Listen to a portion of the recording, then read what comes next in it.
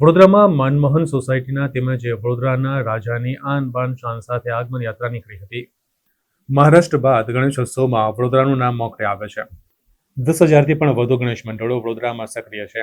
ત્યારે વિવિધ ગણપતિ બાપાના વિવિધ ડેકોરેશન વડોદરાવાસીઓ 7 સપ્ટેમ્બરથી નિહાળી શકશે। આ અગાઉ વડોદરાના જાણીતા અને માનીતા એવા મનમોહન સોસાયટીના વડોદરાના રાજા ગણપતિ બાપાની આગમન યાત્રા નીકળી હતી, જેમાં મોટી સંખ્યામાં સોસાયટીના રહેવાસીઓ તેમજ ભાવિક ભક્તો જોડાયા હતા।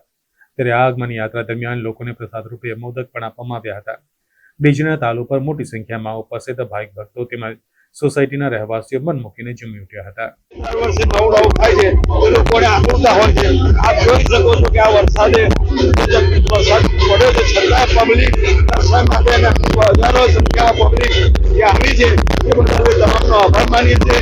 આના કરતા તુલસીધામ પાસે વડોદરા મહારાજા જે પ્રગટ કરવા જઈ રહ્યા છે ત્યાં તમામ જોઈ શકશો અને અલગ રીતે જોવા મળશે। એનો લાભો લેવાનું ભૂલતા નહીં। ગણપતિ દાદા તકલીફ પડી છે તમામને બધાને સહન શક્તિ આપે, આ નુકસાનથી બધાને બચાવે। અને અત્યારે 151 કિલો વિદ્યાલય તરફથી ડોલી તરફથી 151 કિલો મોદકનો પ્રસાદનું છે તે તમામ લોકો લઈને દર્શન લઈને પ્રસાદ લઈને જાય।